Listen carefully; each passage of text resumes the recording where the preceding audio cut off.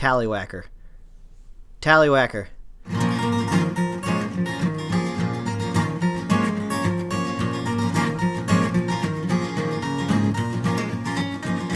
A modern podcast where Chris and Mike talk about TV, movies, superheroes, and everything in between. It's time for Superhero Slate.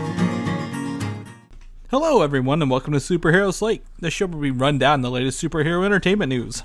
We love TV, movies, and superheroes, so let's talk it all out. My name is Chris Dillard. And my name's Mike Royer. And this week we discuss that Suicide Squad trailer. Yeah, we will. We talk about the DC Cinematic Universe as a whole.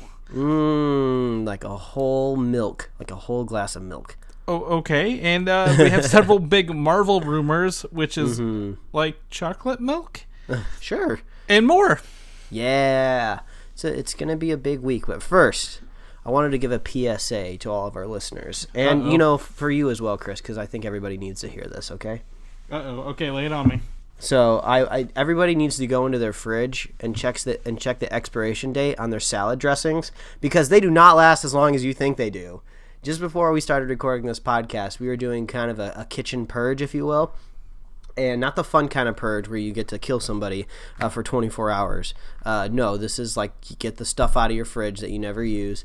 We were looking at these salad dressings like, oh yeah, we don't use this one that often. Like we're like 2014. No way, I swear we just bought that. And there's some stuff in there that I swear I bought like weeks ago and it already expired. So the salad dressings are like the secret covert agents that are hanging around in your fridge longer than they need to be there.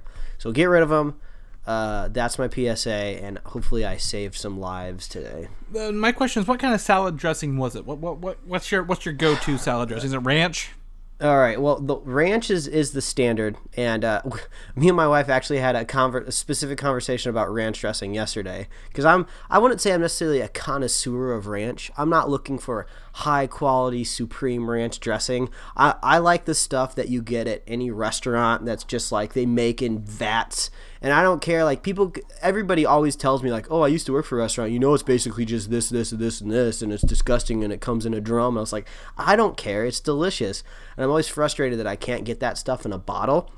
So usually what we get is Hidden Valley Ranch. It tastes nothing like the stuff that you'll get in a restaurant to like dip like your like mozzarella sticks in or whatever, or just I don't know, whatever you can dip in ranch dressing. Everything can be dipped in ranch dressing because ranch dressing is delicious. So my ranch dressing tangent is basically just the stuff from the restaurant's delicious. Okay, now you asked me what we threw away, and I believe we threw away a Asian sesame dressing, which I was sad because it's actually really good, but it was expired, so it had to go. I want to say there was like a Tuscan style dressing that wasn't much of it left. That one was gone. And then I bought this one a few months back that was still good, but I was disappointed in it. It was like a green goddess dressing, and I think I just wanted it because it looked like a green ranch. And I was just like, whoa, ranch, but just different colors. Nope, we threw it away because it didn't taste any good. Okay. So, see, I think maybe, I mean, my understanding is like maybe if it's like more milk-based or like a creamy style, it might not last nearly as long, because I'm a vinaigrette person. I see where you're going. Okay. I think oil and water can last a little longer than the fridge. So I was just curious, because I just kind of was getting a vibe on what kind of dressing you guys are eating. All right, I'm picking up what you're putting down. All right, I got you, man. So that's cool. Yes, we all need to check our fridge and the cabinets too. I'm going to be honest. Don't forget your cabinets. Yeah. Because where we live, the closest grocery store, like without going way out of our way, is a Family Dollar, and that's not really a grocery store. Yeah, it's not. But they just opened up when we moved here, and for the first like 2 months, most of the stuff they had was already expired. Oh no! And so I'm like, I'm not gonna buy anything from here ever again because it's expired. That ranged from like Mountain Dew bottles to like, you know, anything you bought on the shelf. Like it was a crapshoot on what was expired. So definitely feel you, because now I'm very paranoid about what I buy. But you know, it's the beginning of the year, so it's a good time to purge everything. And just I guess just to wrap up the stuff that I've been doing this week, me and my wife just finished just moments ago. We just finished binge watching Frasier. which if you're not familiar with Frasier, it's 11 seasons of like a full sitcom, like full seasons every season. So like so 23 episodes multiplied by 11. It was ridiculous. It was a fun ride. Frasier's an awesome show. It won like crap ton of Emmys. So yeah, if you guys need anything to binge watch, I would suggest go watching Frasier. It's fun. It's good. Well, there you go. Now you have Mike's suggestion of the week. On my end, I've been snowed in. We've had several days off work, but every time it was snowing, my internet was out, so I was trapped in a house without internet. Yeah, it's kind of funny just because it's a storm that's kind of unifying that whole side of the country. You know, I go on Snapchat and I look at the Snapchat stories of everybody that's like snowed in, like covered and blanketed in snow. And I go on like Instagram and there's like a whole like hashtag for the blizzard. And I see like pictures from back home, people talking about the snow. And then me and my wife are just like, let's go to the beach today. And I'm just glad that you guys can all feel unified over there.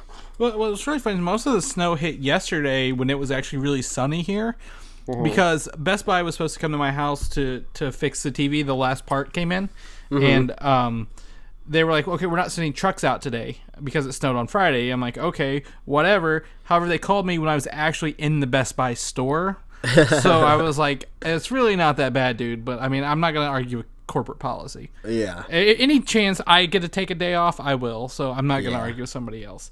But that's nice. Being nice to him. Yeah, exactly. So I mean, it's been a. I've got to do some things I didn't normally do. I played Disney Infinity 3 this week, the Star Wars edition. Got a lot of that. I bought Spaceballs on Blu-ray. It's been a week, and pre-ordered my Lego Marvel Avengers, which comes out on Tuesday. Good. So I mean, honestly, we've got a lot of Riff Raff here. Just talking about random things. Well, this is kind of what happens when you get like stuck in a blizzard. Like you got nothing but like, I need to communicate with the outside world. I got to save all these good stories. It really is, and thank God for cellular hotspots and a large data plan to save me through most of it, though. Yeah, but you know what? We should really be thanking DC, because they came strong this week, and we've been waiting for it. Yes, finally, DC gave us something we wanted. The first Suicide Squad trailer landed this week. Oh yeah, and it's kind of weird because like they're saying this is trailer number 1, first official trailer. So it's like this is what we would have had. Like this is all we would have right now if it didn't leak from Comic-Con, because I don't think we ever would have seen that. You know? Yes, yeah. So exactly. So since Suicide Squad comes out in August, we kind of broke their I guess marketing schedule last summer whenever Comic-Con released that footage early, and then DC did the smart thing and released the high quality version the same week. And I will applaud them for that. That's a smart move. But this first trailer gives us a lot of great stuff, and probably gives me more questions than I had before.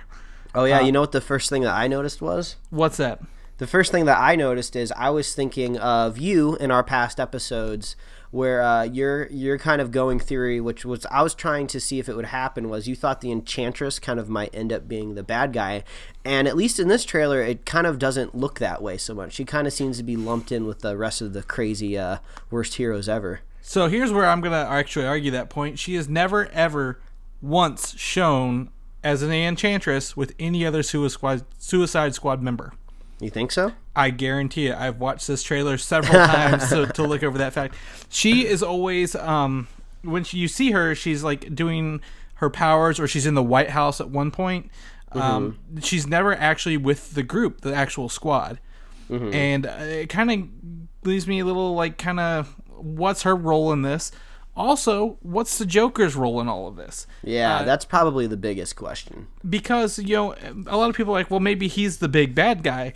But it looks like there's a creature with like some sort of magical powers. Yeah, they're like kind of like going after. They're like tendrily arms almost that kind of like sprung out. Yeah, I saw those too. Yeah, a lot of people are the theories are. My theory is that it's the Joker empowered by the Enchantress. Okay. Because of the color scheme of that is very green and like it looks like his jacket. Another rumor, it is the tattooed man played by the rapper Common, who's in the movie. We've not seen him yet. And also at the same time, some of the prison guards at the beginning of the trailer, when the squad's being assembled outside, are actually the Joker's bodyguards later on in the trailer. Oh, So there's a lot of like who's doing what here kind of thing. Gotcha. I think the kind of the one of the bigger takeaways I take away from this is when I watched the trailer, I was like, this looks really fun.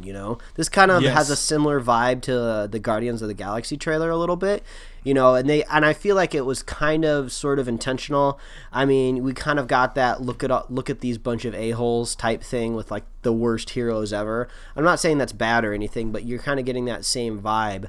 But it's just cool that like superhero movies are so big and they're so important and they make so much money now that they can take these risks of doing these anti-heroes. Guardians of the Galaxy aren't really anti-heroes, but the Suicide Squad definitely is. Deadpool definitely is. We're hypothetically getting that DC movie Justice League Dark. Yeah, we're hypothetically getting that too. So that just goes to show you how much Hollywood trusts these movies. Yeah, definitely. And like it starts off with the Bohemian Rhapsody, a lot like Guardians used Spirit in the Sky and Hooked on a Feeling. So it had that same vibe, but I mean at the same time I'm glad they're kind of dropping into the mystical part of the DC universe, which we don't see a lot of. Because you see El Diablo shooting fire out of his hands. Of course, the Enchantress is possessed by a witch. So on and so forth. And again, the Joker, he's got so many different outfits that are iconic through his comic book eras. In this, it's really interesting to kind of watch the visuals unfold. I think this will be a visually spectacular film and probably a really good movie overall, despite, early impressions of it. Yeah. And I mean, Jared Leto really feels like the Joker in this trailer just because it feels like he's just enjoying the insanity of everything that's going on. I mean, Heath Ledger's Joker was amazing and it fit the tone of Nolan's movie very well, but this is a totally different tone. A Heath Ledger Joker would not fit into this movie being made, so this Joker feels right. I still do not like that damage tattoo on his forehead, but if the movie's good, I'll be able to look past it. I just don't understand the tattoo on his forehead. Like I'm almost hoping somehow it gets a mention and somehow gets explained or someone looks at it and says it's stupid. I don't know. But overall, the Joker did look really cool. I loved his henchmen, or at least it looked like his henchmen that had like the big globes around their head. That one looked like a big eyeball or something. That totally made me think of like the Batman animated series or something like that. Just these goofy ass henchmen, and I loved that. Yeah, no, regardless to say, it's a wonderful trailer, restoring my faith in this movie a little bit more. I now look more forward to it than Batman v Superman. If I was to rank them, I think I might have to agree with that. Yeah, so Suicide Squad trailer, watch it. Let us know what you think of it. We kind of want to get your opinions and maybe some of your ideas. Instead, I think the one of the bigger things this week is we got our first Wonder Woman footage. Yeah, this was part of that whole DC night connected to the Flash this week. Yeah, so Tuesday was a big night for everybody. Marvel had their stuff, DC had their stuff. Competing time slots. You kind of had to pick a brand.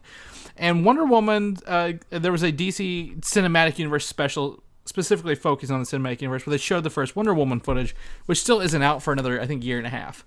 They officially released the date today, on that date, so you can actually head over to the superheroslate.com, check out our upcoming releases page, and get a preview of that. So Wonder Woman's June 23rd, 2017.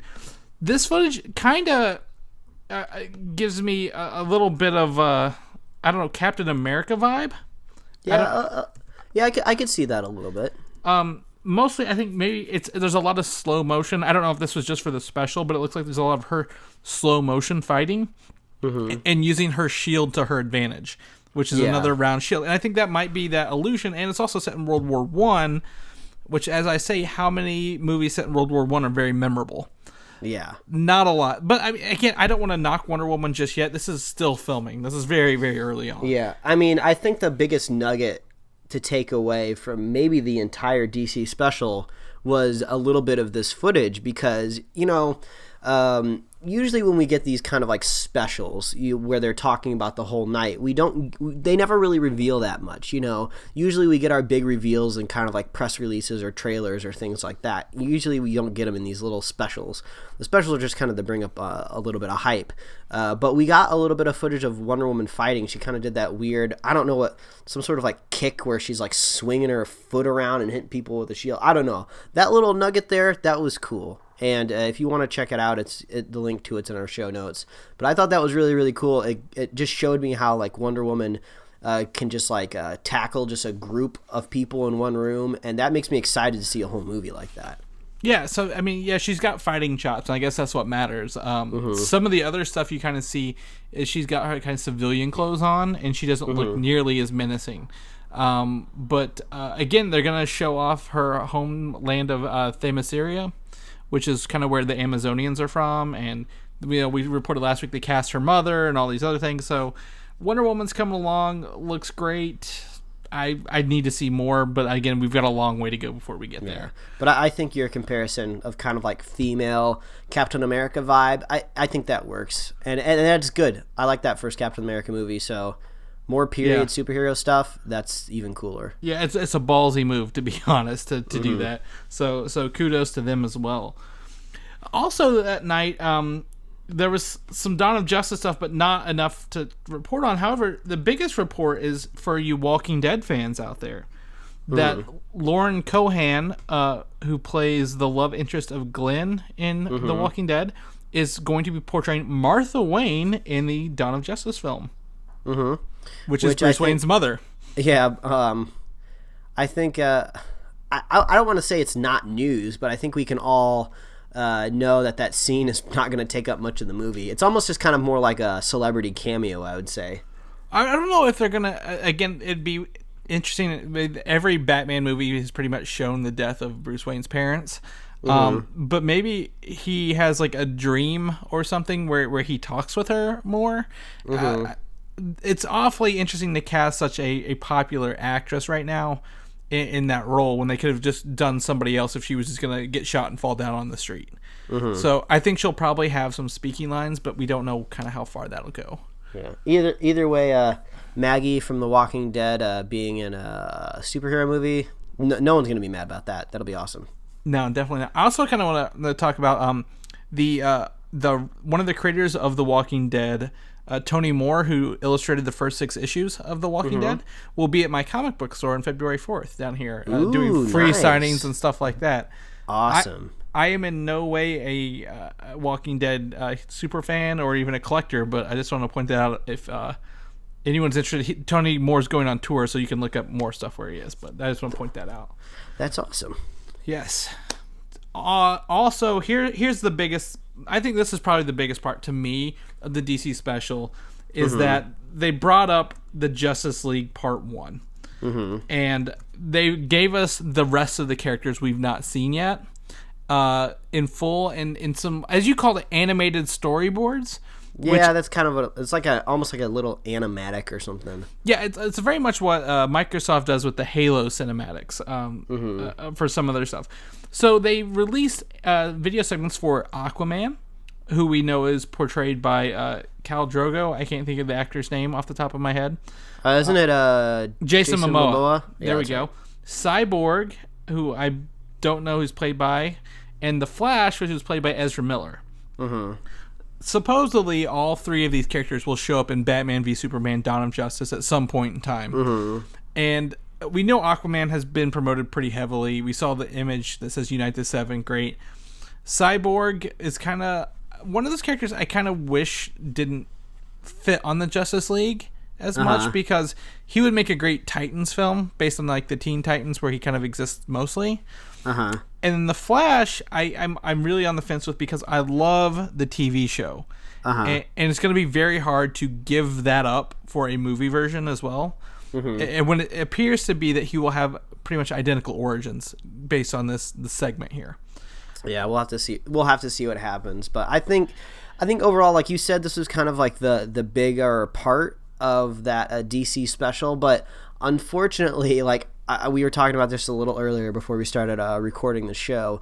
Like these specials that they put on, it's cool that they do them, but they're all just kind of like fluff. You know, we don't really get any big reveals. We don't get any big drops. You know, these are basically just like animatic, like just little concept art sketches. And I think some of it wasn't even original art. It looked like some of it was just off of comic book pages. And it's just like, I personally don't like watching actors go on and on talking about their characters. Like, sure, they do a good job, but it's like one of the most boring things for me. Like, I don't care what emotional connection an actor has to their character. Like, it means nothing to me. So, like, this special really wasn't that big of a deal for me. I basically waited until it was over to see what came out of it. So I was glad we got some Wonder Woman footage out of it. But yeah, it sounds like we don't really have a whole lot of news to pull out of this DC special, you know? Well, the thing is, here's the biggest chunk of news, is that Green Lantern and the Green Lantern Corps will appear in the Justice League movies, that they did confirm that. That was kind of up in the air because Green Lantern Corps, I don't even think it has a release date. They haven't even... They've mentioned it before in passing, but never that... it's June 19th, 2020. I apologize. The same year as Cyborg. But...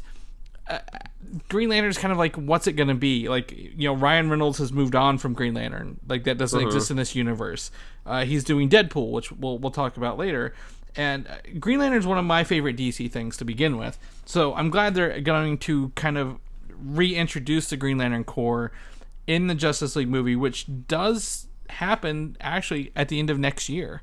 So in less than 2 years, we will have the Green Lanterns and the Green Lantern Corps on our big screen again. So I'm excited for that. And that's kind of like my big news there is, hey, we got Green Lantern confirmation finally. Yeah, they're not just beating around the bush. Yeah, but besides that, not a whole lot to pull out of this little special. So, I mean, and that kind of goes to show you, like you said, Marvel had a special this week, but I'm thinking back to Marvel had a special that came out, I want to say maybe before even the first Avengers movie, where they kind of were talking about all these characters coming together, and I didn't watch that, and not really any news came out of that one either, if I don't remember. Actually, it was exactly 1 year ago. It was before Age of Ultron.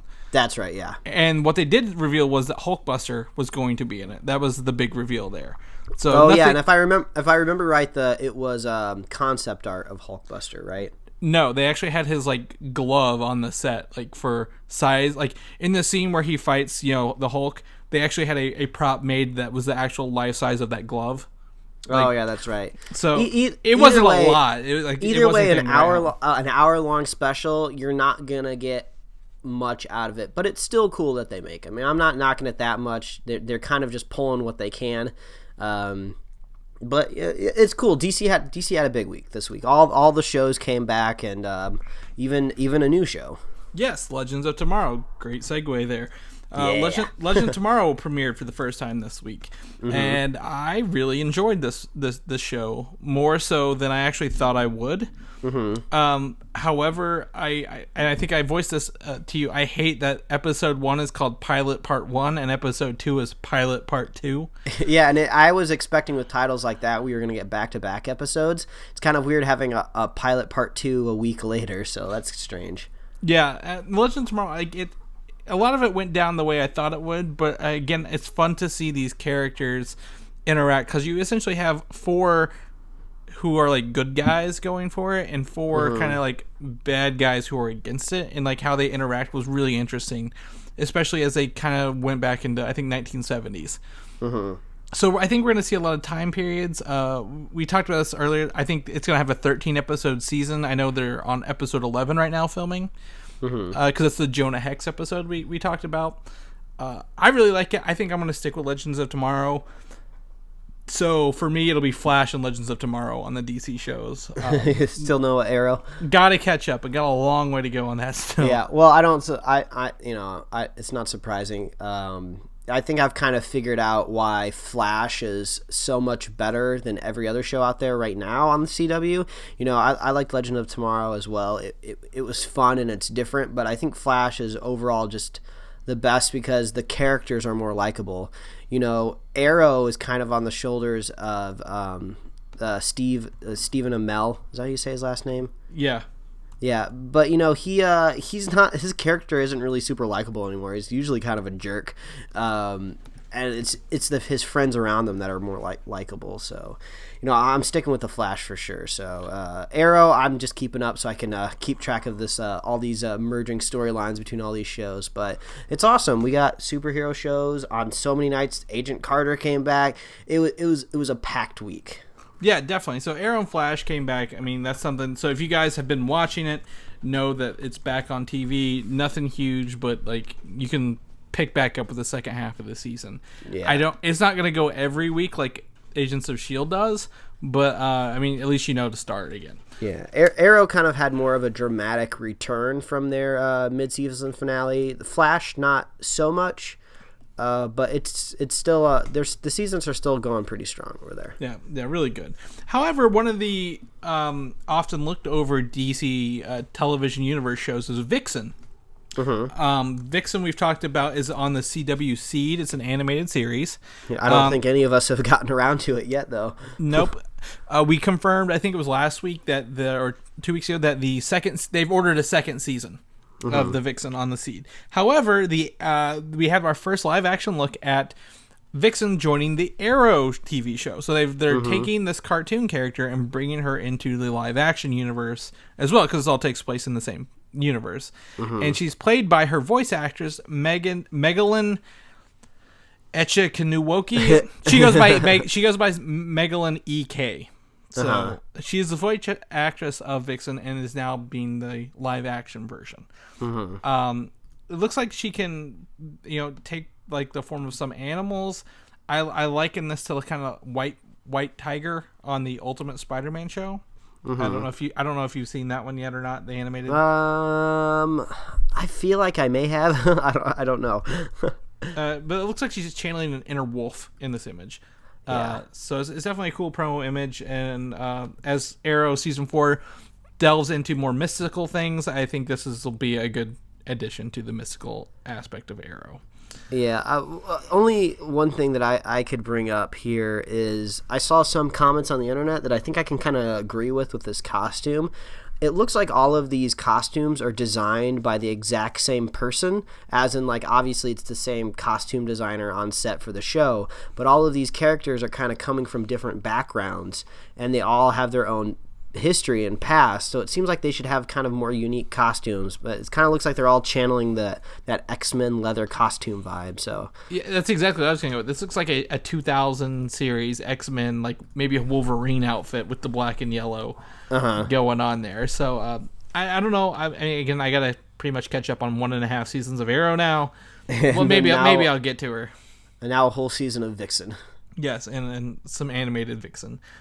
And something else you mentioned going on this week, tying into female superheroes, Agent Carter returned for its second season premiere. It had a 2-hour premiere. At the same time, DC was airing their Cinematic Universe special, so it was kind of a pick your poison. Yeah. I really enjoyed Agent Carter Season 2 premiere, as it took Peggy from New York to L.A. And kind of introduced Jarvis and his wife again, and working with Agent Sousa, who I really enjoy. Mm-hmm. Those who are cut up with S.H.I.E.L.D. will notice some references from the latest season of S.H.I.E.L.D. into this season of Agent Carter. Mm-hmm. And I'm really excited, especially on the second episode of Agent Carter. Where is this season going to go, and how deep down the rabbit hole are they going to follow it? I think it's a 10 episodes order instead of 8. I could be wrong. But I'm really looking forward to following Agent Carter every Tuesday night at 9 p.m. now. Yeah, I mean, I didn't really get a chance to rewatch the first season, so I'm just kind of, when I was going into this new season, I was going off memory. And I forgot how, like, funny and entertaining and charming Jarvis was, so I was super happy to see him return. I think this is going to be a really fun season, too.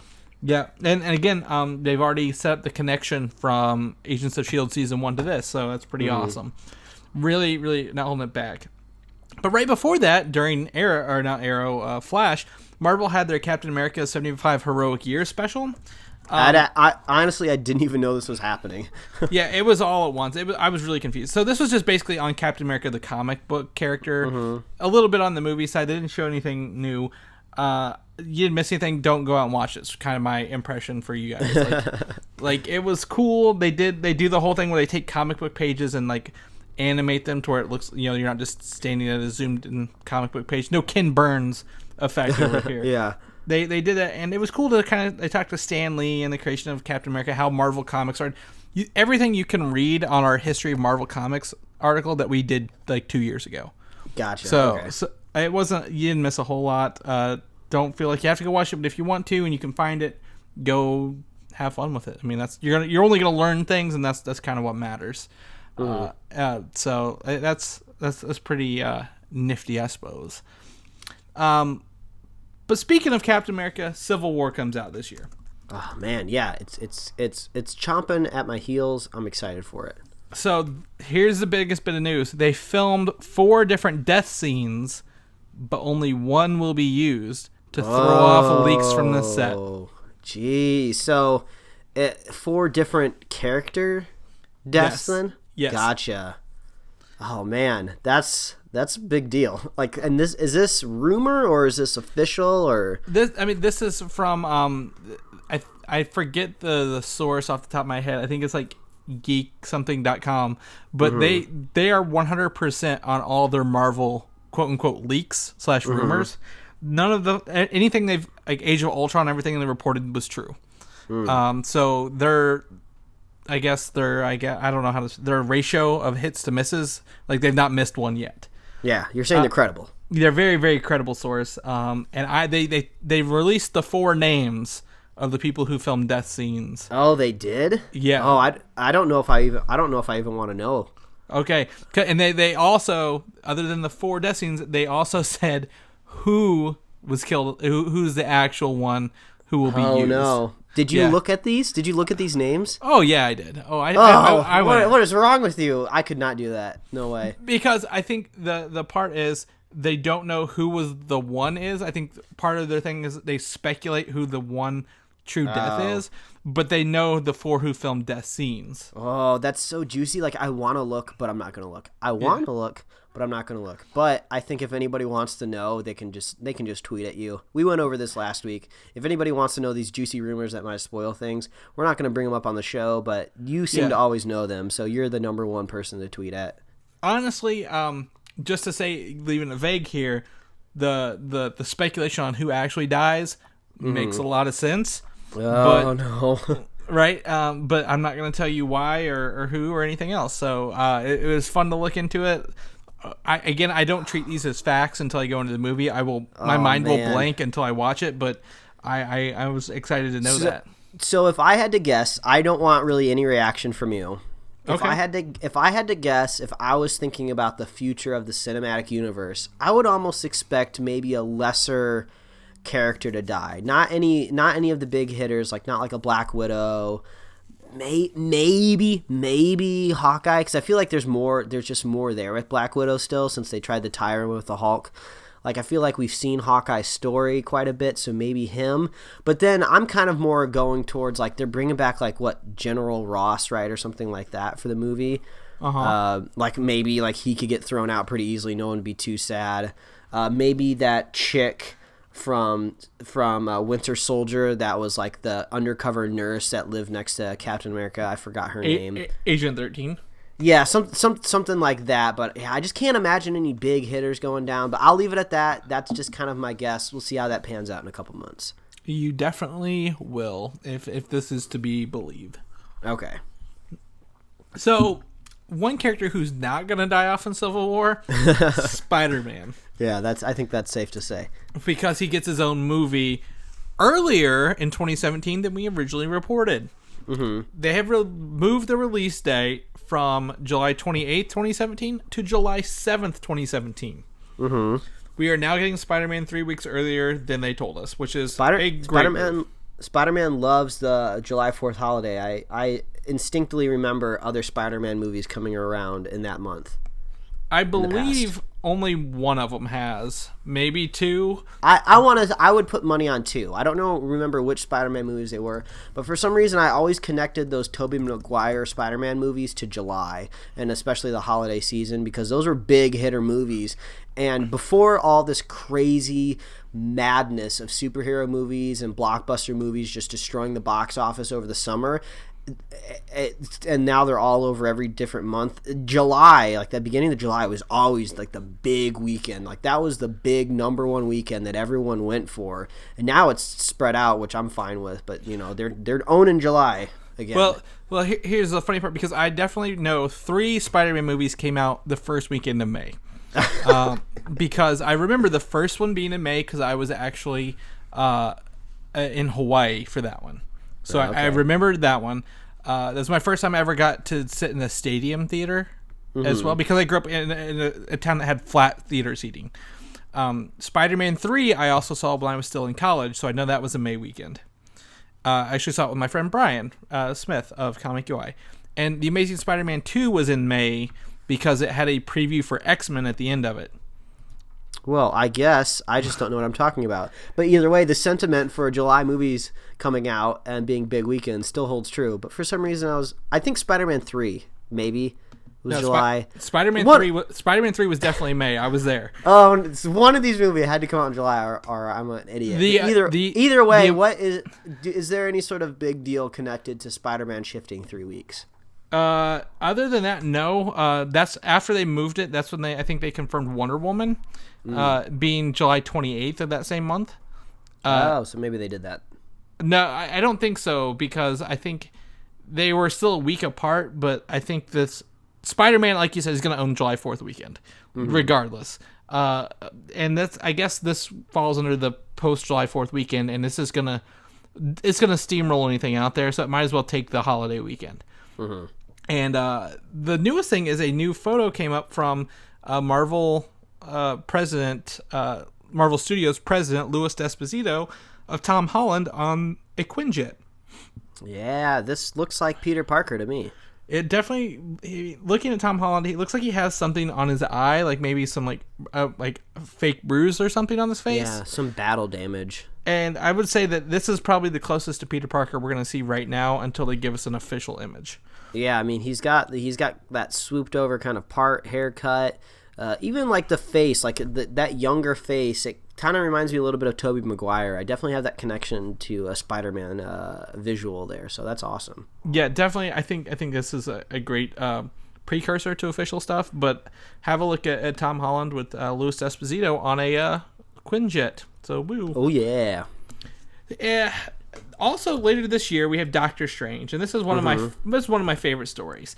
Who is playing Doctor Strange? We're getting Benedict Cumberbatch. Doctor Strange has an assistant who he just aptly calls Wong. Mm-hmm. Now Wong has been cast by a man called Benedict Wong. So not only we have Benedict Cumberbatch, we have Benedict Wong playing Wong, and this will probably on set will be the most confusing thing in the world. Especially if they're ordering Eggs Benedict from the caterer, it'll be so confusing because like one of them will order Eggs Benedict and one of them will just order scrambled eggs, but they don't know which one goes to which. Oh, the Benedict goes to the Benedict. Oh, but there's 2 Benedicts. It's going to be a crazy comical scenario, and I'm sure the press junkets will be all over it. But I want to see a picture of them at the table eating some Eggs Benedict. That's what I want. This is a who's on first moment, I guess. Who ordered Eggs Benedict? He did. And either way. Benedict Wong is known for me actually for starring in the TV show The IT Crowd. Mm-hmm. I don't know if are you familiar with the show? I'm familiar with the show, yeah. And there's an episode called Countdown in season 4 where Moss goes on a show. They give him a bunch of letters and he makes the longest word out as he can out of these letters. The master of Countdown, and I use air quotes here, recruits him to join like their special club. And the guy he's an Asian man who asked him, that's Benedict Wong. Okay. So that's how I knew him before anything else, because I'm like, God, that guy looks familiar.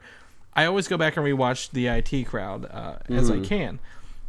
He's most recently seen on the Netflix series Marco Polo.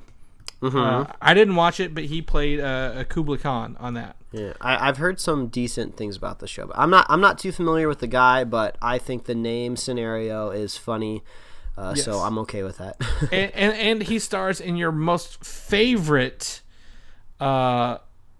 series, Prometheus. I guess it kind of is a series now, huh? So he's in Prometheus. So I know you get a kick out of that, seeing him somewhere else. Yeah. Either way, the news here is funny. They have similar names, and we think it's funny because we're children. Yeah, we have nothing better to laugh at. Thor Ragnarok's coming out as well in 2017. Yeah, stoked for this shit. Everyone's like, "Oh my god, Thor Ragnarok!" I'm like, "You ever thought you'd say that?" Like, yeah, for a trilogy, like looking forward to the third movie in a trilogy. So the thing is that Hela is the villain, played by Cate Blanchett, and will be teaming up with Loki. Yeah, that'll be cool. And Mjolnir, Thor's hammer is destroyed somewhere along the line of this movie. Oh man, I wonder how that's gonna happen. That'll be cool, however it happens. But I wonder.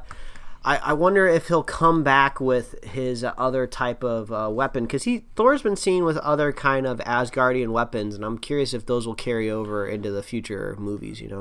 Yeah, so I think the biggest thing here is that Mjolnir is just like, once you destroy Mjolnir, Thor he can still fight, but he loses his kind of like end all be all. Like, that weapon is everything to him. Yeah, and he becomes kind of unstoppable, and that might be kind of the reason he teams up with the Hulk.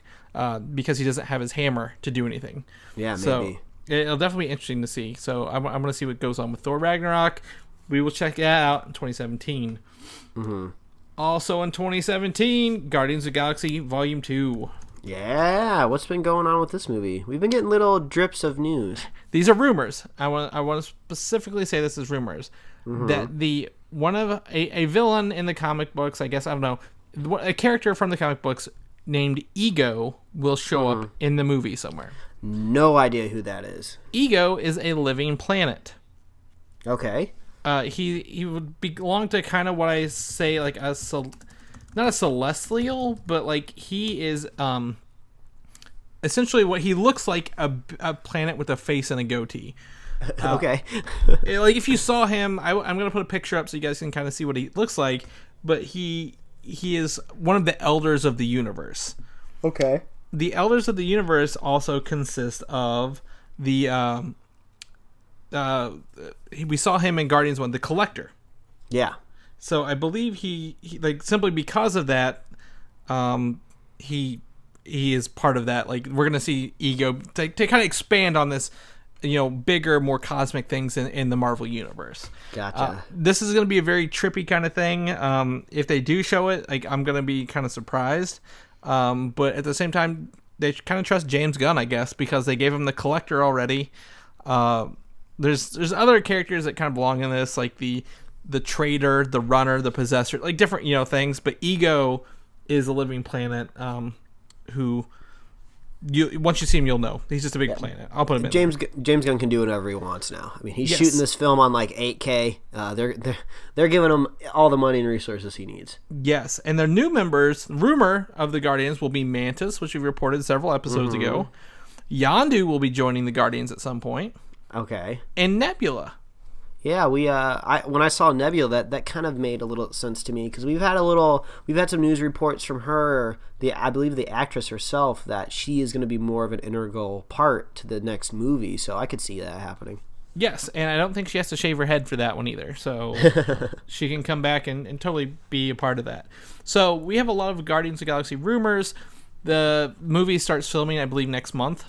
In February, and we'll have to kind of see where that goes. We'll keep you guys posted on that. I'm really excited for Guardians round 2, honestly. But something else on my radar, the Netflix shows. I can't get these out of my head no matter where I go. Yeah. Netflix has given new description updates for Luke Cage, Iron Fist, and The Defenders. Oh, lay it on me. I have not seen these. So Marvel's Luke Cage, in this Marvel live-action series, a street-fighting ex-con battles crime on the streets of New York as the superhero Luke Cage. He wasn't referenced as an ex-con in Jessica Jones, was he? I believe he says he doesn't like police, but they don't really give any of his backstory, correct? Oh, okay. So we're going to get some of that. That'll be cool. Yep, and I think that's kind of where he gets his powers, is in jail. Marvel's Iron Fist follows superhero and martial arts master Danny Rand in the upcoming live-action series. Oh, okay. It's pretty straightforward, but I mean, we know that is Danny Rand, and he's a martial arts master. Great. Yeah, I mean, we were a little worried a few months ago because we hadn't heard much, but Iron Fist is full steam ahead. Yes, and finally, the Defenders brings together Daredevil, Jessica Jones, Iron Fist, and Luke Cage in an epic superhero team-up in New York City. Yeah. So, yes, it's in New York City. Great. There's no mention of the Punisher or Elektra or any other character they've kind of brought into this, like Hellcat. However, I guess it doesn't count them out either, since they're not the focus. Mm-hmm. And that's kind of... Netflix is updating that stuff, so, I mean, they're moving right along. Like, they're not slowing down like we kind of felt like they were. I'm so stoked. We are not that far away from Daredevil. Less, I think 7 weeks. 7 weeks away. So it feels good. Feels good. Honestly, I forgot 2 months from tomorrow is Batman v Superman. Awesome. But speaking of Daredevil season 2, since we've just brought that up, there is a more intense homage of the hallway fight scene from episode 2 of season 1. Oh, wow. I think they know, obviously, that's the scene that everybody talks about when they bring up Daredevil. It's always brought up in some aspect, and I think it makes sense to just bring in more craziness. Since they're saying more intense, I'm almost expecting Daredevil and Elektra kind of in a no cutaway fight scene myself. That would be pretty awesome. Or maybe the Punisher, if they decide to involve guns and more, I guess, brutal measures that the Punisher is known for. Gotcha. So maybe it's the Punisher and Elektra. Maybe we've got it all wrong. I don't know. But yes, I'm excited for Daredevil season 2. Cannot wait, my friends. Something else that we're gonna actually have to wait longer for is Star Wars Episode 8. Wait for it. Star Wars news. Star Wars! Okay, I didn't know if that was going to happen or not because this is some bad news. No, this is Star Wars 8 news, so I'm considering this the start of like the big news. Okay, so the release date... Do what? Go ahead. I was going to say, that's why I'm bringing the howl back. Okay, well, the release date is moved 8 months backwards, or I guess several months backwards, to December 15th, 2017, rather than May 2017. Now, some people may think this is bad news because they have to wait longer for Star Wars, but I, for one, am excited. What about you? I think it is a good decision. However, they should never have given us the May date to begin with. Oh, you didn't want to lose. You shouldn't have been toying with emotions of fans, is what you're saying. Yeah, I guess. I mean, I get it. Expectations are to be met. They've already got the production schedule. They could meet this May release. Like they know they can make May, but they're gonna wait because they've seen December is essentially May used to be Star Wars month. Mm-hmm. May is kind of given away to Marvel in DC, probably Marvel more than anything. So moving it back to December prevents Star Wars from competing with Marvel technically itself. Yeah, I think it makes total sense. You know, if you think about it, if you put a movie out in the summer at any given time, you got maybe 3 to 4 weeks before you have another big competitor. I mean, and if you're lucky, yeah, at the very least, even if you're lucky, you could have a week where just another kind of like a romantic comedy or just a new movie comes out. Like in December, you can own that whole month and then some. I mean, still Star Wars is still dominating January. Nothing really big and exciting and nerdy comes out now until February. So Star Wars has just been owning the nerd space at the theater for a long time, and it totally makes sense for them to stick in December. And I kind of like Star Wars kind of having the end of the year. It gives me something to look forward to, because most of the time the end of the year has been like the occasional James Bond movie, which don't really excite me that much anymore, and like the Oscar flicks that try to make it at the end of the year, you know? Oh, totally agree. A lot of people would cry, oh, that's a bad move because delays are bad things. Well, not really. The biggest theory / rumor is that they're rewriting the script a little bit in this now extra time to include more of the new characters because strong fan feedback. Oh, okay. Now that they have this extra time, they can include more Rey and Finn and Poe in this movie. and that's fine. That's fine with me. You know, we gotta wait a little bit, but it's not like that's the only movie releasing in 2017. Yeah, exactly. We have one almost every 3 weeks there. It is. Again, you can go check it out on the Superhero Slate upcoming releases. But whenever May hits, we don't really slow down. So yeah, it's awesome. What this means, however, because Star Wars is reported, it's closing 1.9 billion right now. Episode 7 is almost across the 2 billion threshold. Oh, make it there.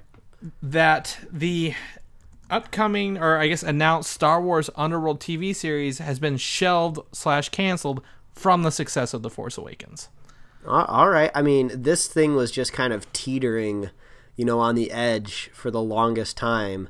So this doesn't really surprise me. We didn't really get much news out of it, and I'm not shedding any tears. I'm not either, but it's kind of weird because it's the opposite of what the Avengers did. When the Avengers broke records and made money, they said, all right, we're going to do an Agents of S.H.I.E.L.D. show. And went with it. However, Star Wars, I think they just want to focus on the cinematic universe and not worry about anything smaller, because I think that's just going to be problematic for Star Wars in general. And they're just going to cancel it and get rid of it, and that's fine with us. Like you said, we're not going to lose sleep. We're not going to cry. I'm not going to go lament over it. So yeah, because we're excited about other things. There's other things in our lives that gets us out of bed. Yes, like Deadpool the movie. Yeah, I've been sitting you up left and right. You really have. So first things first, Deadpool tickets are now available. Mike, have you bought yours? Yeah, I got mine. Okay, it's kind of like a silly story. But I was just going through my Twitter feed, I want to say maybe on Thursday, possibly. I don't really remember the day. Or maybe it was even Friday. But I was just scrolling through, and I saw a tweet from Ryan Reynolds that was tweeted 5 hours ago that basically said, you can go get your Deadpool tickets now. And I was like, oh no, 5 hours ago, they've probably all sold out. Because like the last time I had to buy a movie ticket pre-advanced I was waiting for was Star Wars, and we all know what happened there. So I'm like running to the movie ticket website, I'm like logging in and everything, and then like I get to the area where I select my seat, and I'm looking at it for the Thursday show. I'm like, oh, okay, there's really only been like a couple seats sold out, and these have been on sale for 5 hours. And then I have to realize, like, this is not as big as Star Wars. It's a rated R movie, so kids can't even buy the tickets. So it's just like, okay, I can calm down. But I got my tickets. I'm excited. I'm going to see it on Thursday night. Awesome. I have not bought mine yet. Again, when they announced it, I had no internet, so I couldn't go buy tickets. So I haven't sat down and really thought about it since then. But I probably will after this. I'm going to take a look. I think I'll do the Thursday at 7 o'clock showing and get that out of the way, and then catch Zoolander 2 over the weekend. Gotcha. Because it's Valentine's Day weekend. Theater probably won't be nearly as packed as we think it will. So, and the Walking Dead comes back on that weekend too. Valentine's weekend is actually like a big weekend, when it usually was just reserved for like a crappy romantic comedy here or there. So it'll be a good week. Yes, it will be. So speaking of good weeks, if you were at a New York or LA preview of Deadpool, which where you go to a press junket and they kind of show you a couple minutes of the movie. I did it for Guardians of the Galaxy. Mm-hmm. If you went to one of those, you actually got treated to the entire Deadpool movie this week. Oh my God. Can you imagine the reaction of the crowd? Like, I feel sorry for those people who had something to do in like an hour and were like, oh shit, I can't stay. Like, I gotta go pick my kids up or something like that. Screw those kids can sit on the curb for a little longer. Yeah, so I would think that would blow my mind if I ever got a chance to do that. And I just is awesome. And I don't know, do you want to hear the initial reactions? I'm not going to give you any spoilers or anything like that. No. I don't want to hear initial reactions just because I like to go in clean. So that's what I thought. I didn't want to tell you unless you approved it. So I will remove initial reactions from our notes. Thank you. If anyone wants to know the initial reactions, contact Chris at Twitter, and I will tell you what's going on. Yeah, tweet at him. So, but I mean, that's awesome with Deadpool. They're having more fun with the marketing. They took over Fandango's Twitter yesterday. Mm-hmm. Deadpool's creative team did, and responded to everything as Deadpool. They did an Australia Day video where they made fun of Hugh Jackman and X-Men Origins Wolverine. This movie is is out in what, I guess 3 weeks. And, yeah, I guess. Just fantastic, great. Can't wait for it. I want to see it. Yeah, let's go do it. My dream goal for this movie is to top Passion of the Christ for a #1 rated R movie, because first of all, Passion of the Christ never needed to be rated R. They just wanted to brutally whip the Messiah on screen a little bit more than they could have on a PG-13 movie. And the only reason people went to that movie was they wanted to scare their kids into being more religious, watching Jesus get beat up and bloodied and stuff like that. So that movie didn't need to be rated R. The only reason it's up there is just because a bunch of crazy people flock into that theater. So I'd love to see a movie like Deadpool topple The Passion of the Christ. So it's got to do about, I think it's got to do like over like 350 million or something like that. I would love to see that happen, but we'll just have to wait and see. Yeah, definitely. I think that's going to get a lot of people. It'll definitely, I think, warrant a sequel. That's my goal. Even if it doesn't top Passion of the Christ, if it can warrant a sequel, that's all I want to see. Yeah. So, but also kind of found out X-Men Apocalypse news dropped this week. Ooh, okay. Jubilee / Jubilation Lee will have plasma, fire / electric type powers, not just shooting fireworks out of her hands. Okay, I think that's totally okay. that is a little more grounded. Yeah, totally fine. Whatever. That's one of the big news. Also, this takes place in the same timeline as Deadpool, Gambit, and possibly Fantastic Four, according to the producer Simon Kinberg. Okay, so this was actually a question that I've wanted answered for a long time, but it only partially answers my question. I'm curious more about the future, because we all know this is taking place in the 80s for X-Men Apocalypse. I'm just curious how they're going to age these characters. Are they going to bring them into like 2017 with a Deadpool? I just want to know how that all works out. So we'll have to wait and see. I think that he explained it this way: is Deadpool and Gambit have to reference Apocalypse, but Apocalypse doesn't have to reference them. Gotcha. Because I don't think they're going to bring those characters forward to now, because none of them in Apocalypse technically, I guess, show up in these films. Other than the possible Wolverine cameo in both films, which would be great for Hugh Jackman, like to cameo in both films this year. Maybe all three if Gambit makes it. I still don't think it'll make it. In Fantastic Four, I still think it is gone the way of the dodo. But it's gone for sure. But he said that these movies now take place in this new timeline that has been altered from Days of Future Past. So gotcha. That's how we'll know that they exist. All right. Well, we're partway there to answering the question. Yes. Lastly, last bit of news this week is about The Mummy, the reboot. Okay. Universal is setting up a monster universe. We know this. We've said this many times. The Mummy is the first one. They have confirmed Tom Cruise will star in The Mummy, set for release of June of next year, 2017. And Sophia Boutella, who was in Kingsman as the chick with the sword legs, will be the villain / mummy in that movie as well. That's rad. That's cool. Totally all right with that. I like the original Mummy movie, and maybe the second one a little bit, not as much. Whenever they showed the scorpion rock at the end, like that's a borderline PS1 graphics. Yeah, we all cringe when we see that. But the original Mummy movies were fun. Not the third one. That never needed to happen. No, that again, trilogies are horrible experiences for everyone involved. Generally, so I'm kind of excited for this. Apparently these monsters are supposed to team up to take on like a bigger threat at the end, kind of like Avengers style. But I don't know what would be a larger threat to monster universes. Like maybe it's the devil. Like I guess aliens would be my guess. Like I don't know who they would tackle. It sounds like it's going to be ridiculous, but maybe it'll be fun. Yeah, because I think you still have to get. Okay, we have the Mummy. We need the Wolfman. We need Dracula. We need a sea creature. I mean, this is essentially the Justice League of monsters. Is what it sounds like. But there's that. So that's the news for this week. I want to take a second and give a shout out to Jim Mentier again. He wrote us regarding Batman v Superman. I meant to talk about it earlier. Talking about Bizarro, a Superman, stuff like that.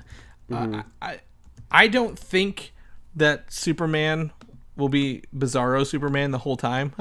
Just kind of to rip that. But I think he does bring up an interesting point. What if that Superman isn't the real Superman the whole time? What would we do? And I think he also left us a comment on YouTube. Mike, you want to talk about that? Oh yeah, man! It's super awesome seeing people look forward to this show. That's one of the main reasons why I wanted to make a podcast and drop it on Mondays at the beginning of the week, because I know that's what I do. When I get going, getting ready to go to work, some people are heading to class. I like popping in a podcast. Listening to some familiar voices, and I'm glad that the people out there, when they listen to the show, they're looking forward to it on Mondays. If you just can't wait, sometimes we drop it early. Sometimes we drop it early on Sundays if we can. So it's super awesome. I'm glad when people are looking forward to the show, and that's awesome. You can always reach out to us. We love hearing the good vibes.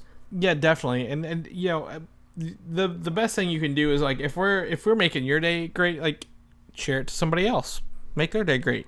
I think Mondays are my favorite days for podcasts, but with the snow days this week, I haven't listened to all mine because I usually listen to them while I'm driving. So I'm kind of sad. I'll have a lot of catch up to do this week, pretty much. Yeah. But yeah. So that's it. Thanks for writing, Jim. We appreciate you a lot. And if you want to talk to Mike about some other stuff, where can they find you, Mike, buddy? Yeah, well, you're not going to talk to me about spoilers because I don't do none of that. But if you want to follow me, you can follow me at Mike Royer Design on Twitter and Instagram. And as always, you can read my webcomics at pickledcomics.com. But Chris is a little bit more dabbling in the dark arts of spoilers and initial reviews and impressions and stuff. Don't spoil anything directly for him. We don't want none of that. If you're one of those people that went to that Deadpool screening, don't tweet him spoilers. But if you want to talk about more intense rumors with Chris, where can they find you, man? Well, if they want to find me, you can find me on Twitter at Valdan, Valdan. I don't want to know spoilers in particular. I like reading rumors and speculations, fan theories. Those are fun.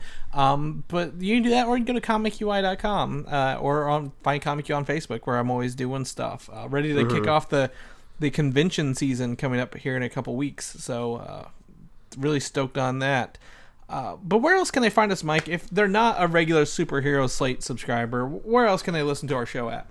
Ooh, as always, you can visit superheroslate.com. That is the best place to find the links of all the places we're on the web, and that list is just expanding. So if you're ever getting lost, want to listen on a new platform, you can find us on iTunes, Google Play Music soon, YouTube. We got put all those videos up there. It's a super awesome way to listen on YouTube. SoundCloud, that's our main home for all of our audio. We're on Stitcher, Tumblr. You can get us directly sent to your email inbox with email. And the best place to keep up with the little inner machinations of the show would be on Facebook or Twitter. So, if you're a fan of the show, consider heading on over to iTunes and leaving us a review. It is a crapshoot trying to get reviews for anything in the iTunes store. I see some apps on the store, podcasts that are like gigantic that have like 20 reviews. And they have like budgets and producers. Like it is a slog getting people to try to log into an Apple product to leave a review, because they don't make it easy, but also I think that kind of keeps spammers away. But yeah, if you like the show, head on over to iTunes, leave us a review. It helps us pop up in front of some new eyeballs. And if you're a super fan of the show, of Superhero Slate, share it with a friend, and that would be the coolest thing that you could do all week besides jumping into 22 inches of snow in Washington, D.C. Yes, please don't get into that snow. Stay home, get a cup of hot chocolate, and listen to your favorite Superhero Slate episode for like the third time. Yeah. Go watch Avengers, and maybe just watch the special features for Age of Ultron. Yes, do that. So I guess, that's the show for this week. I don't have any more news. You got anything, Mike? Nope. We'll see everybody next week. All right. See you guys. Bye. Bye, everybody. Bye. Thanks for listening, and don't forget to subscribe.